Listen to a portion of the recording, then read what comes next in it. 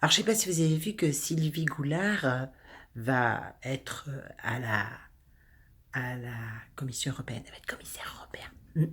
En 2017, en fait, elle avait été au ministère des Armées, très furtivement, hein, elle n'est pas restée longtemps. Non, elle ne pouvait pas rester parce que, si tu veux, elle a été visée par une... Enfin, son parti, hein, du MoDem de l'époque, avait été visé par une enquête d'abus de confiance dans l'affaire des assistants parlementaires. Alors, bah, du coup, elle a quitté le Parlement. Elle a... Ça pouvait pas continuer, elle pouvait pas rester ministre. Bon, bah, elle a une récompense, hein, maintenant, pour s'être tue, évidemment. Parce que, bah, si tu veux, de 2007 à 2017, elle était au MoDem. Puis en 2017, hop, elle bascule vers REM. Ah ben, si, c'est bizarre, mais qu'est-ce que tu veux, ça c'est leur charisme, hein. On peut pas faire mieux en termes de charisme. Mais enfin, bon, t'inquiète pas non plus, hein, ses finances, hein, ça va bien parce que elle avait été nommée gouverneur, hein, de la BCE. 230 000 euros par an quand même, hein. Donc ça permet de survivre, hein, quand même. Ça permet de survivre. Gouverneur à la Banque de France. Oui, parce qu'on a encore une Banque de France en France. On s'en occupe, enfin, on n'a plus rien, mais on a encore une Banque de France avec des gouverneurs bien payés. Mm.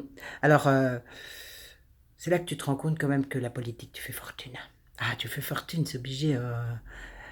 Elle a juste à changer de véhicule de fonction, c'est tout, hein. Bon, faut dire aussi que Sylvie, elle a un carnet d'adresses qui est bien rempli. Elle est bien remplie, connaît plein de gens en Europe.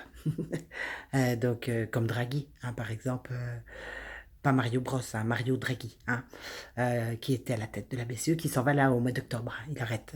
Alors, c'est la guerre complète. Voilà, puis pendant ce temps-là, on a Macron dans une conférence, hein, des ambassadeurs qui nous annonce, je le cite, il faut recréer une civilisation européenne. Pour ça qu'on a autant de migrants, je suppose, hein. Ça explique, ceci explique cela. Et il dit, nous allons vivre la fin de l'hégémonie occidentale.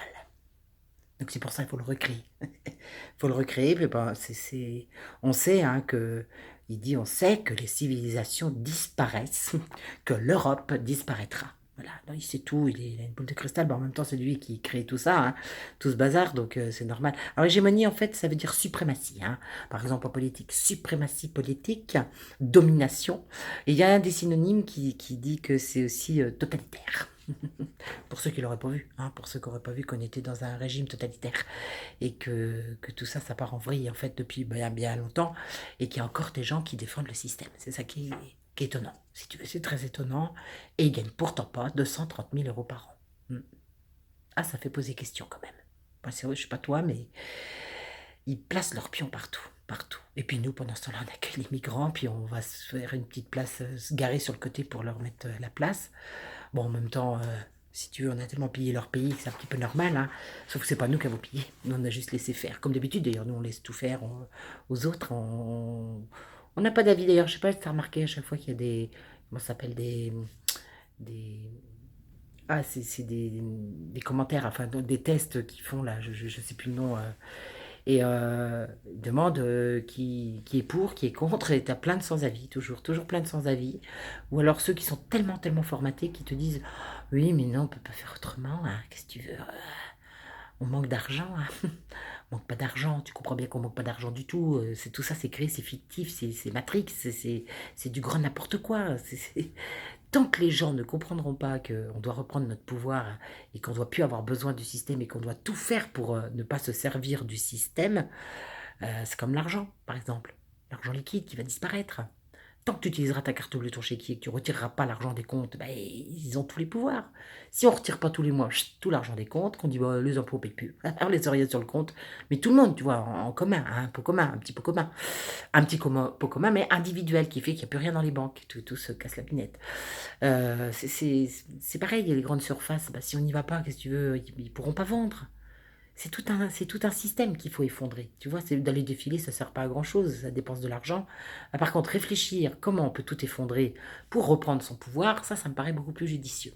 Bon, sans parler de la scolarité, parce que la rentrée arrive, hein. Donc, il serait temps qu'on comprenne quand même que si on leur laisse nos gamins, ça va mal se passer pour eux et qu'on est dans une galère totale, totale.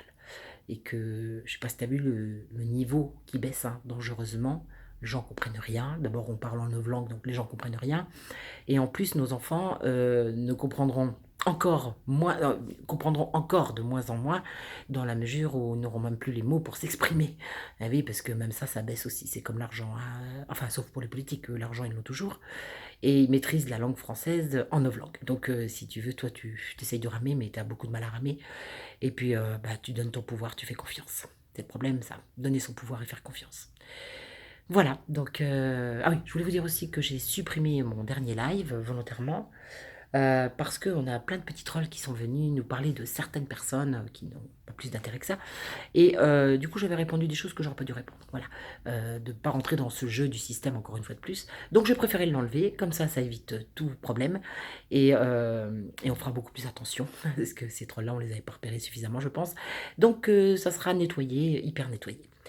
Voilà, voilà. Bon, et puis on refera un live de toute façon sur la pédophilie et ce qui se passe pour les enfants victimes et comment on grandit en ayant vécu ça. Je pense que c'est important que les gens sachent exactement comment ça fonctionne pour qu'ils puissent repérer, s'en défendre et s'organiser autour de tout ça. À très bientôt.